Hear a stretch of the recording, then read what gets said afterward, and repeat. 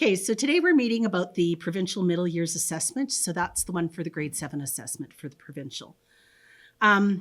You'll notice that I'm giving you a copy of the actual document, but I'm also giving you a copy of the PowerPoint presentation. With my grade 3 CAR assessment, I kind of had examples of questions for the kids to be able to do. For the ones that I wasn't quite sure, I had to go into a grade 3 class to do a CAR assessment, and I didn't know the students. So I thought, how do I prove whether they have the knowledge or the ability to do it or not? So I wanted to be able to offer the same for the grade 7 provincial assessment. Those are not questions that you have to use. They're just examples of questions that would be covering that particular area.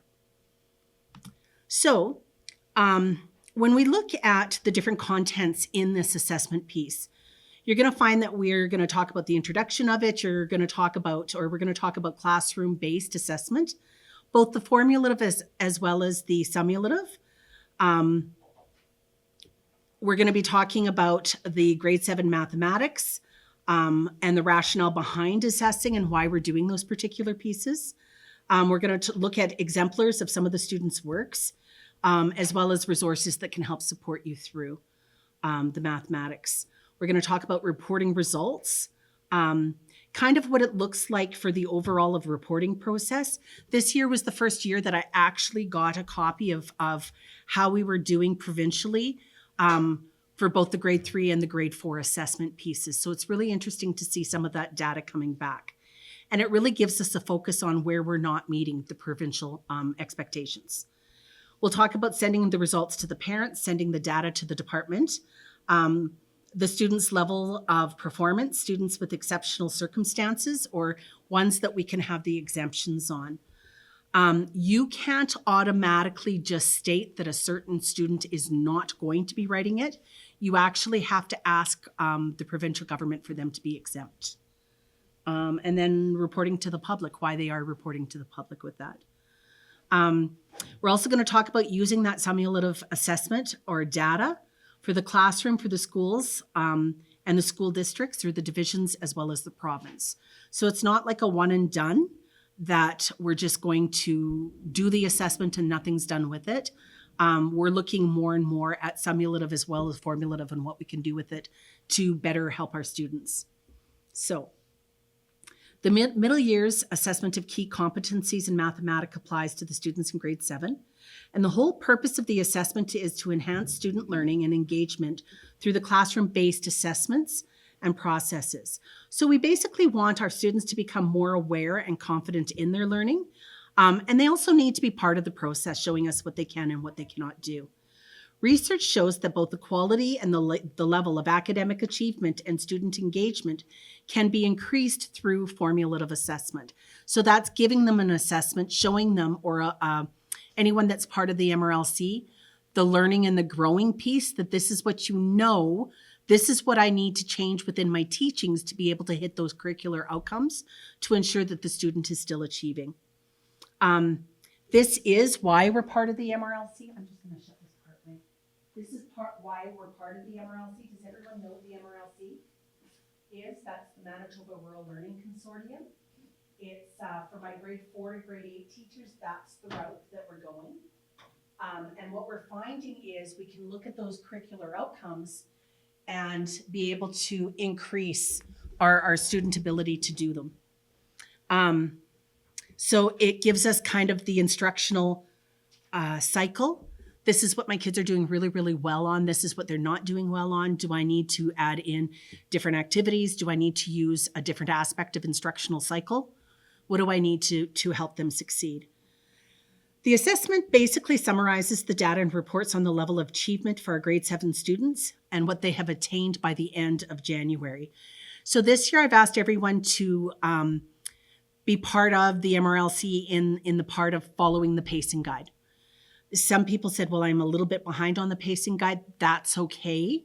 There's going to be areas on the provincial assessment that you're going to go, oh, we did terrible on this piece, but it might be because you weren't able to get to that curricular outcome. So the data does have a story to tell as well as we go through it. Note that the key areas reported on are based on what Manitoba's regard as vital. So basically, they went to the Manitoba public and said, what do you find is vital for our students?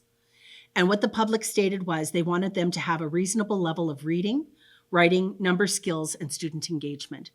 So that's where a lot of this came from. So the audiences for the information. Basically, the learning team will get some information back. Do any of your administration go through the provincial assessment results with any of you? That might be pieces that we're finding as we keep going into the data.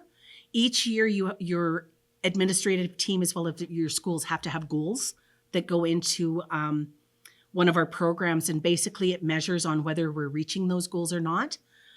For this part, the provincial assessment comes back for the teacher, the student, and the parents. So the assessment information about each one of the students can be used to basically decide the next steps that we need to do with our students or our group of students to ensure that they continue to learn and that we can continue to have conversations with parents on where they're at. The audience also is, though, the larger community. So the school division, the Department of Education, as well as the public. The information can be used to identify trends or provisions of resources that will further help support us or enhance our student learning. So for me, for the data that I collect with the JAM and the GLOSS assessments every year, that's what drives my programming for the School District of Mystery Lake. If I'm asking for something, then I have to be able to prove it through data, that that's something that, or the direction that we need to go. So I wanted to look a little bit at what is formulative assessment. So formulative assessment is using information to move the learners forward. It's gathered by teachers and students during as well as after the learning process. It's external assessment for learning done by teachers, fosters an internal assessment as learning as part of the student. So these strategies are most powerful when teachers use them to inform and adapt their instruction.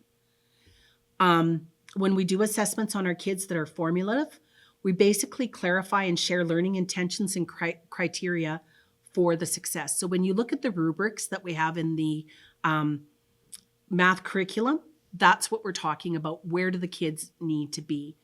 A lot of times I take those rubrics, especially for parents, when they say, you're giving me my child a 3 on the report card. How do they get to become that 4? So the part of the formulative, it can be part for the student as well. This is where you're at. This is what you need to be able to do in order to be able to get into the next category. So it moves our learners forward. It also activates the students as this is part of the learning process and it's up to them to be able to participate within that piece. It also activates our students as instructional resources for one another. If we know that one student is doing really well with one particular component, a lot of times we can pull them for that tutorial piece. The active engagement of students is an essential element for assessment. To become independent learners, students need to have or get an idea from the start of what is to be learned. Students can explain the learning targets by setting criteria, identify performance indicators, having feedback from others, peers and teachers, as well as further clarifying the criteria for them.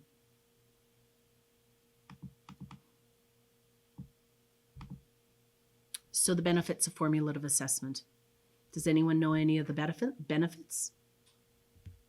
Helps me as a teacher to modify my lessons as I go along. Absolutely. Any others? Come on in. What's that? That was our pizza. Yep. Nope. Just open the door and ask her to come in. Absolutely. Why else would we do it?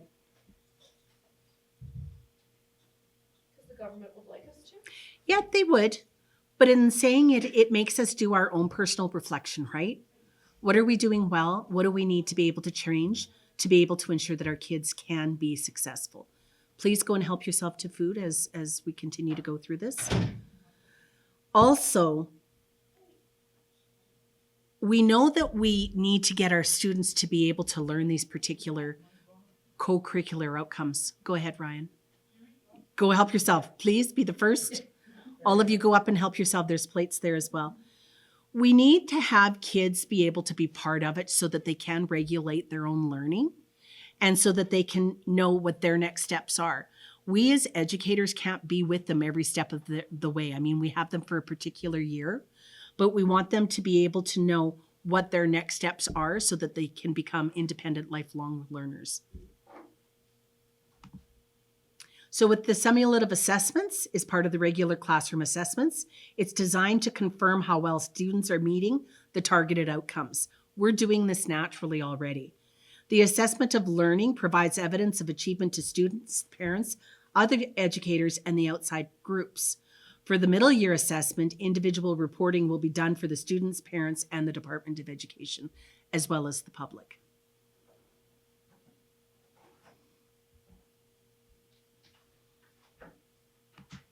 So the key competencies assessed. We were saying that one of the key competencies is number sense and number skill.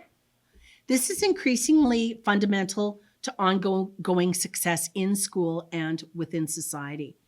So we want them to be able to compare and order fractions, decimals, and numbers expressed in different ways.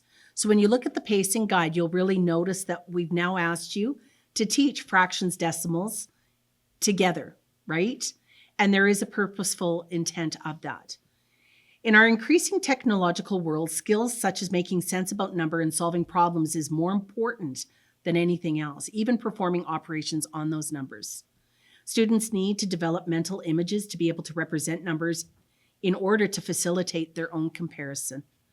As students, they acquire new numbers concepts. They need to be able to make sense of these numbers by becoming aware of the relationship that can be found in numbers and structures of the number system. So if we're talking about fractions, we want to be able to have them have examples of fractions that are in their world so that it makes sense to them. If we're talking about something so abstract that's out there, they're not going to be able to look at the learning that they already have to be able to continue. That's why with some reach backs with the kids as well, right? We know where they're at to be able to take them more forward. Students need to be able to develop an understanding of which ways in which numbers are expressed. They also need to be able to compare their value relative to one another. So when we're talking about those fractional parts, when we're talking about 1/4 versus 3/9, which one's larger? And how can we prove that? And putting those on the number line and being able to properly represent those numbers and those pieces. So the other area is number skills, patterns, and mental math. A lot of times we're seeing kids complete their assessments through the standard algorithm, but we're not seeing them express exactly how they know what they know. So the study of patterns is fundamental to study of mathematics and developing skills with numbers. Students need to observe a pattern, speculate about them, then discuss their speculations and make generalizations. They also need to discover relationships and develop the understandings. With the mental math skills, today math learners need that mental math skill. That's why we do the gloss assessments all the time. We need to know which area they're sitting at. Are they solving as an additive thinker, as a multiplicative thinker, as a proportional thinker, or are they still at that counting stage? And if they're still at that counting stage, what strategies do we need to be able to give them that are higher level strategies that are going to lead to understanding, which is going to lead them on to that next trajectory? So in saying that, we need to know how they got the exact answers. Can they actually figure out simple problems without using that paper and pencil technology? I know a lot of people argue on that part with mental math. Can I let them use a pencil? Can I not let them use a pencil? We want them to be able to do it from their mind. But I also want them to be able to show me how they got their answer on that piece of paper. So you're going to have to be careful with that instructional decision. The knowledge and understanding of patterns and relationships prepare students to understand and work with algebra and functions in the senior year. So that's some of the reasons why they're doing what they do. So when we take a look at deeper learning, with patterns, we're talking about the recording tables, we're talking about developing charts, constructing, representing, extending patterns. When we're talking about the mental health, we're talking about applying properties of the number system involved in a given problem. We're talking about demonstrating an understanding of the part whole and the place value concepts. When we're talking about 372 as one of the smaller ones, are we calling that a 7 or a 70 or a 7/10, right? Are they actually understanding the concepts? With some of the modern patterns, putting them on graphs and describing them in everyday language, and finding a rule to reflect and extend those patterns. And again, with the algebra equations, we want the number patterns to be able to solve those problems. So in this document, and like I said, I gave you the document, but I also broke the document down and gave you a copy of the PowerPoint presentation. I found it really overwhelming just looking through the document, and that again is why I broke it down for you. This document's going to continue to provide you with all of the information and the tools with assisting educators in completing the provincial assessment or the reports. You're going to see examples of reporting templates. You're going to see exemplars of the students' work demonstrating various levels of performance in the task designed to help students meet identified competencies in number sense and number skill. You're going to have suggested resources and ample strategies and tools for supporting the development of competencies in the grade 7 classroom by the January piece. So you're going to see that there is a reporting template that can be found on page 15 and 16 of your document. That one is going to be in French and one is going to be in English, and you're going to be able to identify that by the top of the document. I also gave you a copy of it here, the longer piece. So that's basically your reporting document, right?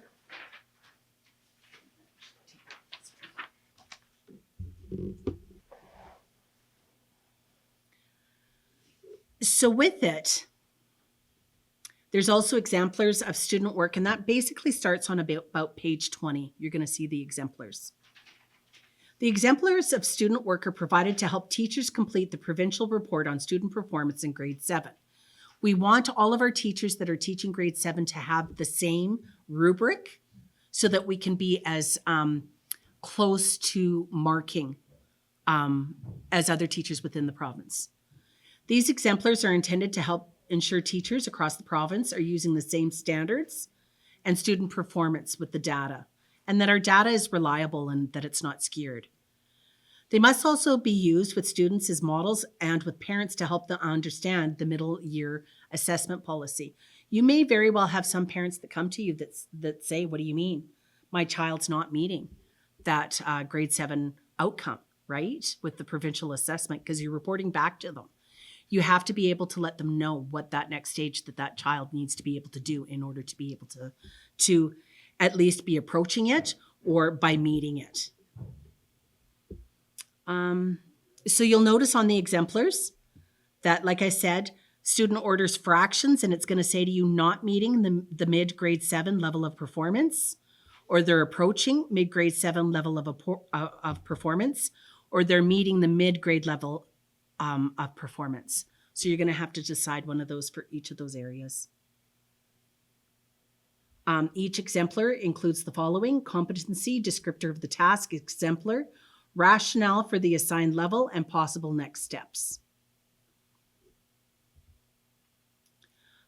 Suggestion to guide the collection of evidence or student progress related to a specific skill or concept. What I'd say is focus on one specific skill or concept at a time, as opposed of putting all of these questions in a booklet and giving them to your kids. You don't want to be doing that particular way. You don't want it in a quiz form. This allows the teacher to more readily understand and assess the student's level of performance, as well as to have a clear idea of the areas that need to be addressed in order for them to continue on. So do you see why we don't do them as, per se, a test that you give them? You're not going to have all of the answers in the next steps for yourself if you do. Frequently use rich tasks that allow students to fully demonstrate their ability, skill, or level, or understanding. These tasks may allow students to effectively demonstrate more than just one skill or one concept. So as we're getting into the assessment activity, the number sense again is page 19. Or number sense, sorry, is page 19. Number skill is page 33. So your number sense. So what I've done is I've basically taken these questions or examples of what these questions look like, right? That you could create another question for your students.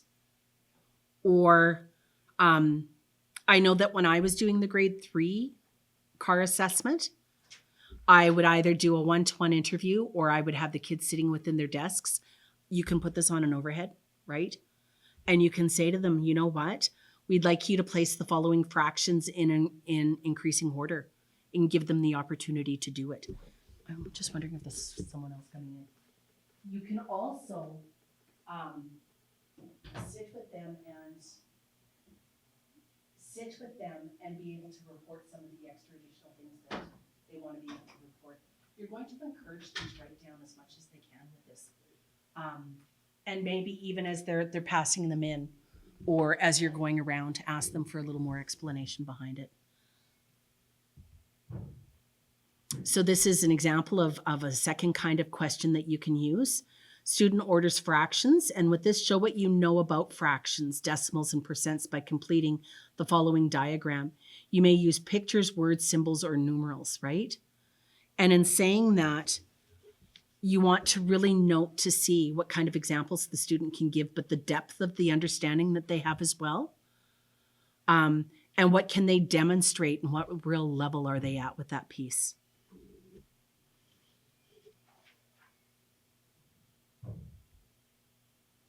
When you're talking about decimal and numbers, you want students to be able to order decimal numbers.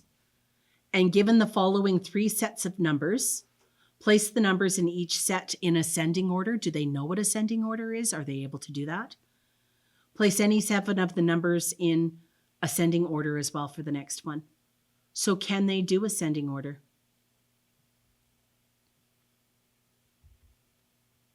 When you get into the representing numbers, student understands that a given number may be represented in a variety of different ways. Students are given a page with the word fractions written in the center. The instructions are write everything you know about fractions on this particular page. This really is a good activity to assess students on what they really know and what their entry point is. In saying that, with this particular activity, you know whether you have to reach back to some of the early years to be able to get that understanding and that connection on and be able to continue on through the next grade levels. This also gives you the understanding of the concepts they understand, the gaps that they may have. This can even be an activity, and this is what I liked about it, as you can do something like this at the beginning of the year. I mean, it's late this year to do it, but you can do something like this as a beginning of the year. What do you know about fractions? And then Christmas or just before January, right? For that provincial assessments, what do you know about fractions now, or what have you developed? With the work that the kids have, you may not have to do this particular question, and you can look at their work and you can tell exactly what they know about fractions or not. I liked these activities or these questions because it kind of tidies it up on what do they know versus what don't they know, and where do we go from here. Exemplar 2, student understands that a given number may be represented in a variety of different ways. And this can be used as a 3-point approach to assess student understanding of vocabulary. Give words such as unitary or common fraction, decimal, percent, mixed number, and improper fraction. See if they can give you an example of an improper fraction. And that's really checking in on the vocabulary that they have.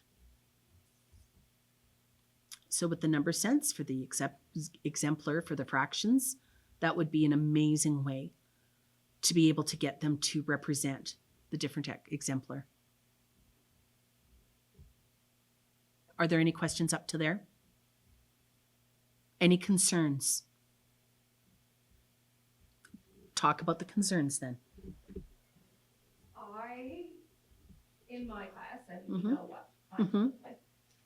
I don't think a lot of, I don't think my children will be able to produce, maybe 5 out of 23 will be able to do something. But that's because you also have the worksheets, the workbooks, the activities.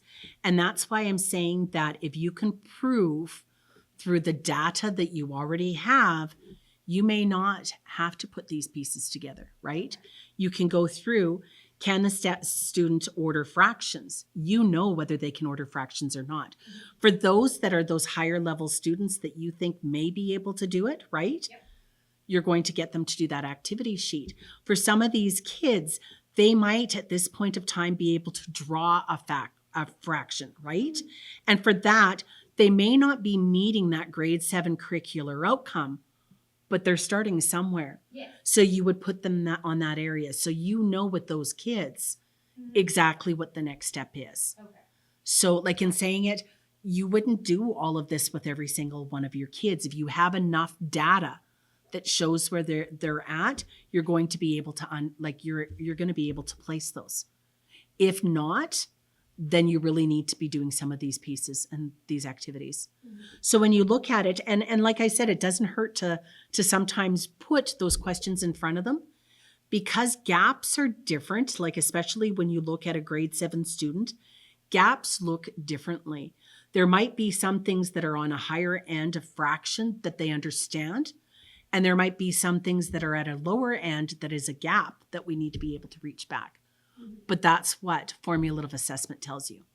What do you know? What do you don't know? What do I need to fill in? Does that make sense? Better sense there? Right? For those kids that are working on an SSP, right? I wouldn't hesitate giving my kids any one of these questions that were on an SSP. Again, some of them aren't meeting, but it really shows me where they're at and where I need to take them next. So even with the grade 7 assessment for the provincial piece, it's just not just for the province that I'm doing it. I'm also doing it for myself on this is where the child is at this point of the year and where do I need to be able to take them next. That's what formulative assessment is. When you get to be part of the MRLC with us, we do summative assessment in June, so we can see where the formulative is that we've done with our kids, and we can do the summative. Were they able to get any of these foundational outcomes by the end of grade 7?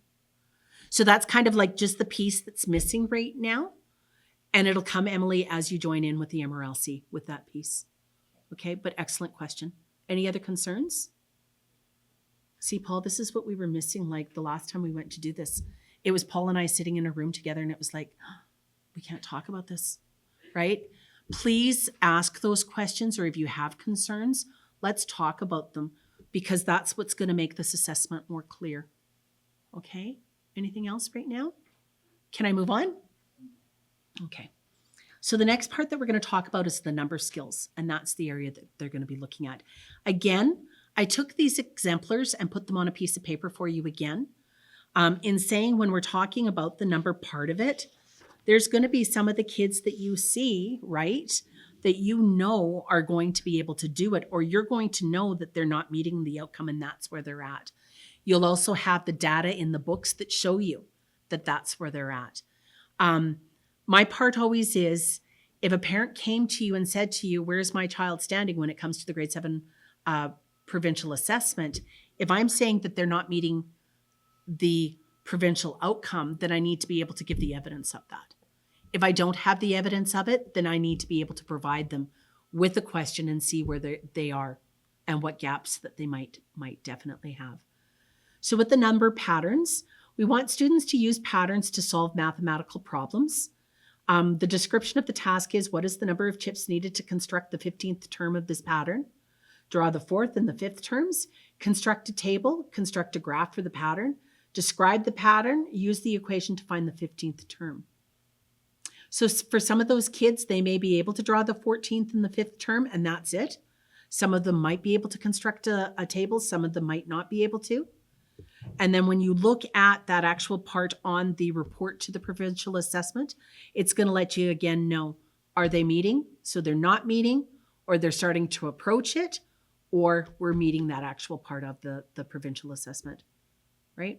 For the grade level of grade 7 as of January. The second exemplar, so 202, students use number patterns to solve mathematical problems. For this task, we're going to construct a fence. Claudia has used posts connected with 2 of the boards. So we want the kids to be able to extend Claudia's fence by adding 2 more posts and the necessary boards. We want the kids to construct a table to show the relation between the number of posts and the number of boards. So that's that input-output kind of scale that we're going to be looking at them being able to use. We want the kids to be able to predict the number of boards that will be needed to construct a fence with 10 posts, with 100 posts, and they're going to explain in their own words how you got your answers. I find it really important on this part because some of your students may not give you the actual correct answer, but when you're asking them to show their work through this, you can see specifically where they had problems with the question. And it may be that they have the incorrect answer, but they could still be meeting those provincial outcomes. It could be that there's just difficulty within an area, or they just made a simple error. So that's why, like I said, when it all comes together, it gives you that particular picture of what's really going on. With this as well, we want them to draw a graph to show the relation between the number of posts and the number of boards. And we want to find the proper equation that will allow you to find the number of boards that are needed to construct a fence, having any number of those posts. So we're really getting into the algebra expression there. Are we good? Mental math, again, is that area where you're going to have kids that say, I just know, I just got it, I just did it. This is where we need to ask our students to use a variety of strategies to be able to calculate.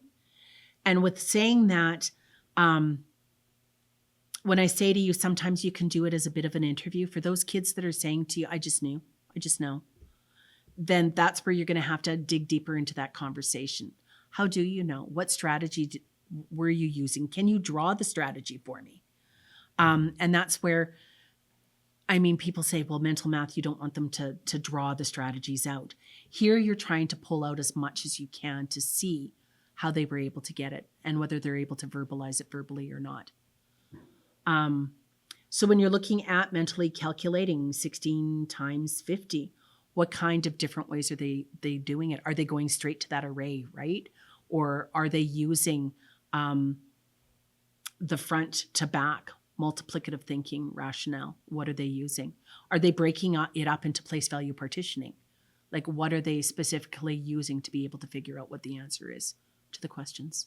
And so if we have to give them the paper and pencil for them to be able to explain it, and they can explain it using that strategy. Right. Then they're still would be meeting. And that's why when they can explain it out to you verbally, that's great. Mm-hmm. But we still have those kids that are still trying on new strategies, right?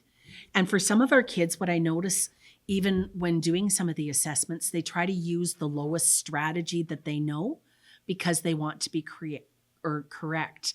And sometimes you have to say to them, that's great that you were able to show me this way. Is there another way? Or what's another way that you could have done this?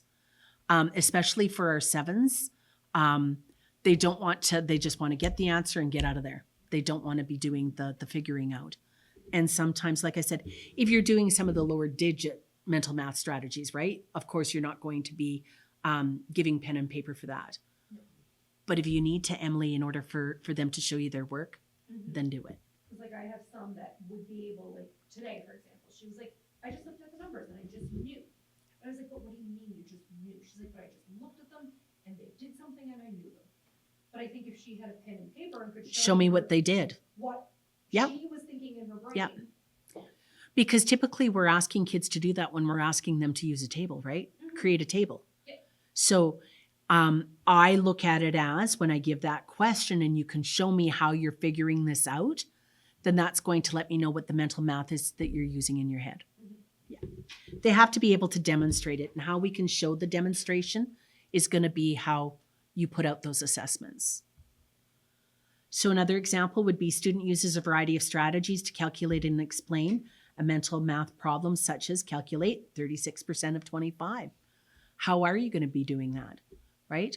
What are there going to be certain, is it going to be a number line that you're using? Like, how are you going to do it specifically to figure out what you're going to do?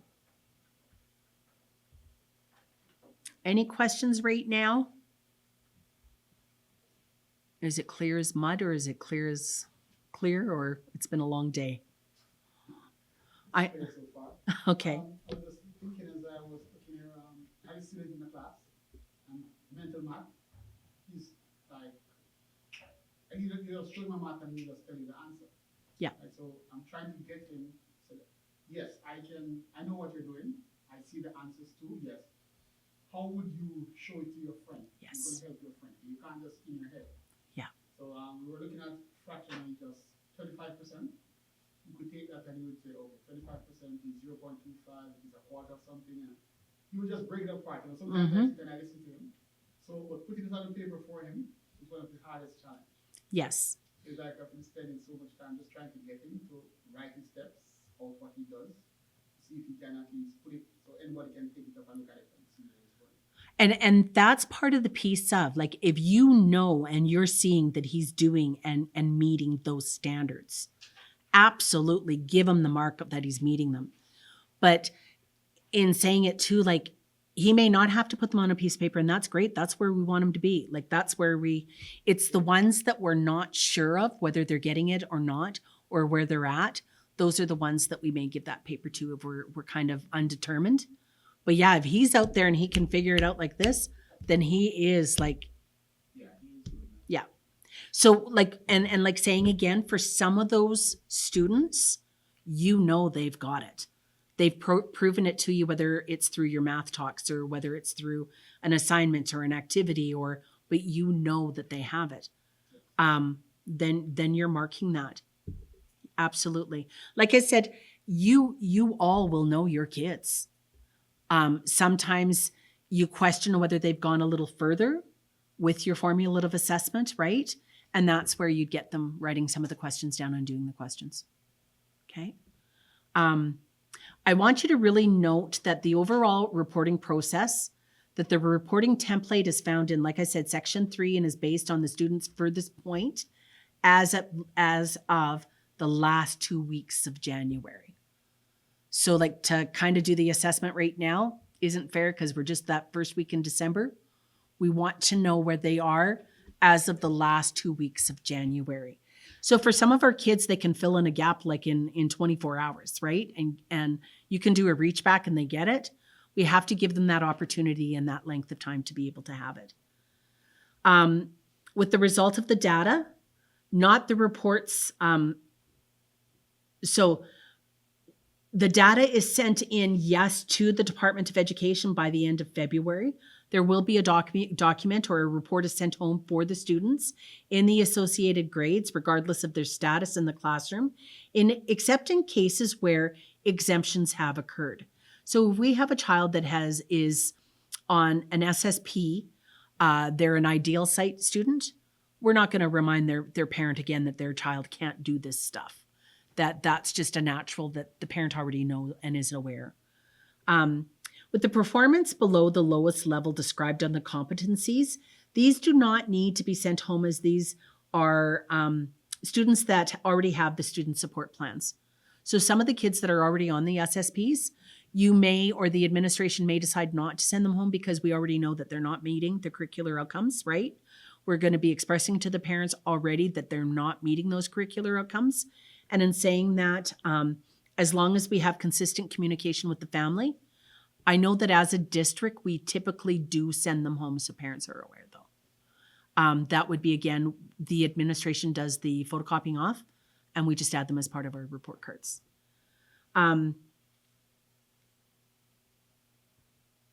So procedures for adding new students and removing students no longer enrolled will be provided, and that's provided to your administration. Your administration will be able to take out some of the students that might no longer be in your school and take them off so that that's not affecting the data. For any exemptions, really go to that page 48. I know that the province wants as many students as possible to be able to do the assessment.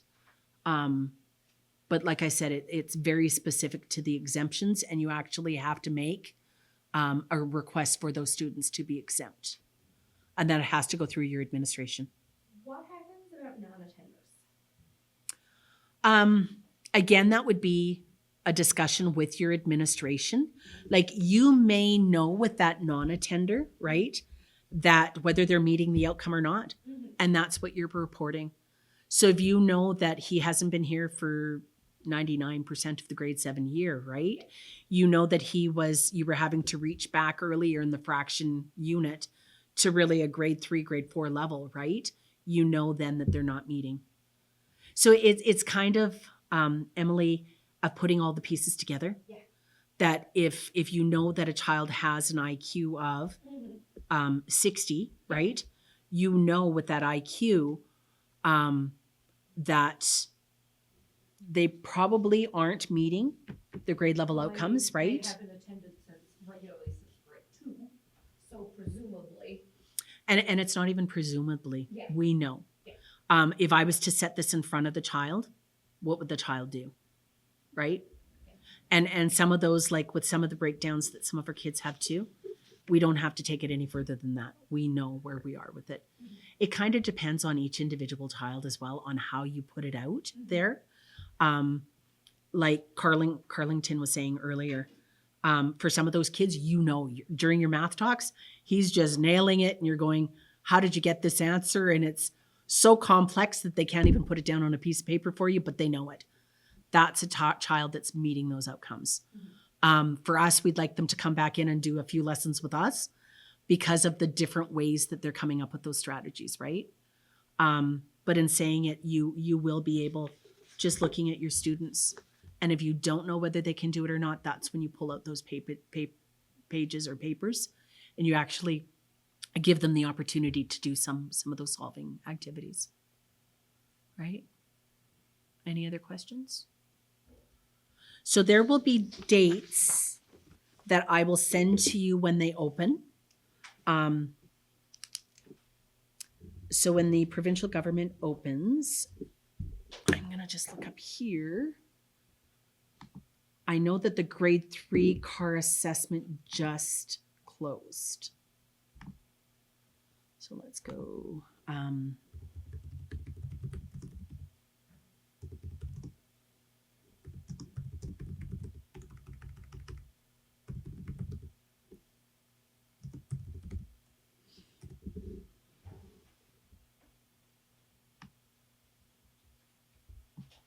So your grade 7, middle year is grade 7 mathematics support for the assessment. There's your assessment piece.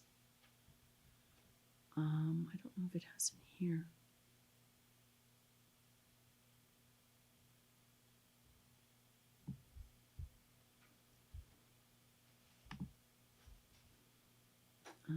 Boom.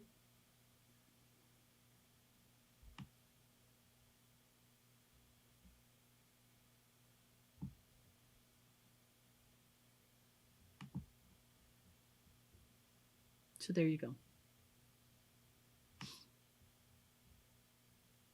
So mathematics. I will have to look at your link, but I will send the link to you on where you actually go to be inputting the data in. There is a definite amount of time that you have to be able to do it.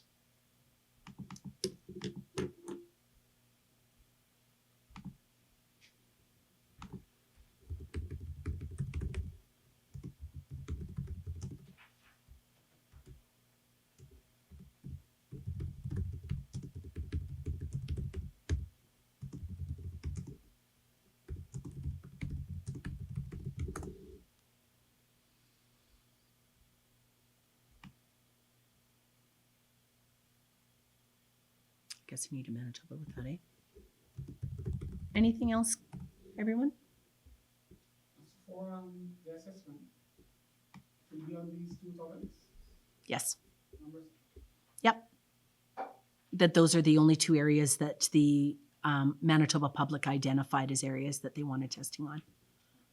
So with that, This might be right here.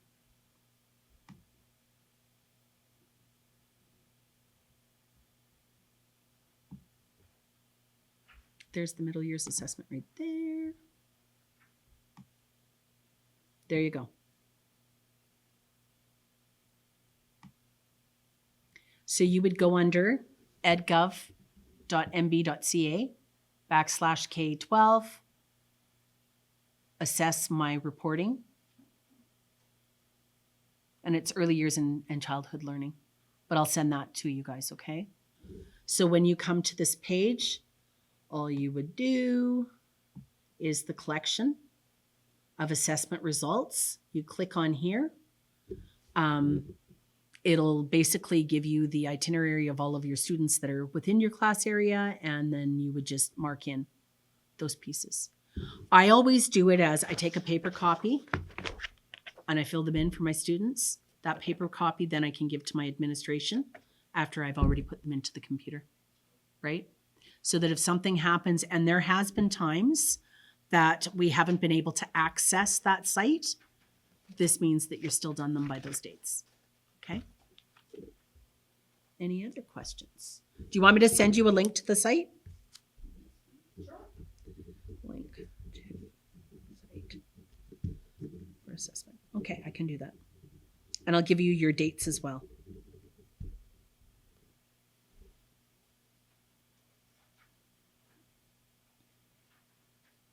Anything else, you guys? Then we're done, and we're done early. Look at that. Yay, us. Good job, Liz. Good listening skills. Good listening skills, good questions. And thank you for the questions. Last question, Professor. Yeah, absolutely. I'm just looking at the number skills questions, right? Sorry? Number skills. Okay. So for my grade 7, we tested on this right up to the grade of where they're doing teaching. It's just to the second week in January, to the end of January. Where are they at? Yes. So what we're not touching this, then we don't worry about. You, like, if those are the areas that you're teaching prior to, they'll be tested up to that area. Some teachers do teach those concepts before, like the grade 7 assessment. It depends again on how you have it lined up. I know with the pacing guide, we had, and with the, I haven't sent you a copy of that transition document yet. It's the same as the pacing guide that we gave you. And in saying it, those transition guides included these parts prior to the assessment dates. Yeah. But if something happens too that you don't get to those parts, right? We have to also look at that when we look over our assessment. Does everyone have the grade 7, 8 transition pieces that your administration were sent them? Would you all like a copy of that? It is basically the grade 7 and 8 teachers and grade 9 teachers came together, and we were finding that the transitions from grade 7 to grade 8 to grade 9 was a little difficult. So we came up with a form that has the provincial assessment results on it. It has, everything's based on the pacing guide. It has an area for your gloss assessment or your JAM assessments or whatever assessments that you needed, and it automatically goes up to next year's teacher for each one of your students. And it's really nice because it goes now 7 onto 8 onto 9. So our high school students or our high school teachers have a really good idea of those kids getting to the high school where the help's required, so we don't have our kids falling through the cracks. So I'll make sure that I send both the grade 7 and the grade 8 to all of you. Okay. Anything else you want? Everyone has enough number lines. Clara, number lines, do you have any of those? So number lines, arrays, anything? Arrays would be beneficial. I think a lot of our stuff got, Gone? yeah. Okay. When we had the move and the shuffle and the moving of questions. Oh, I think okay. things got. So why don't I just put a variety of packages is, yes? I'm just gonna put a variety together. I also have, it came from Pembina Trails, they shared it with us on mental math strategies that are for the early years and the middle years. Would you guys like a set of both of those? And if you need any demonstrations on those, let me know because I love doing them with kids. That I come on in if anyone. Okay, so I'll do that too. It's going to take me a little while to get it to you guys, though. Okay, I have a file of to-dos, but I will at some point get all of that stuff to you guys. Okay, and don't be afraid to ask for things. I still have to get you mathletics and mythology, and I still have those things on my list to do, and I will do. Okay, all done. Perfect. Thanks, Paul. Thank you, everyone, for coming.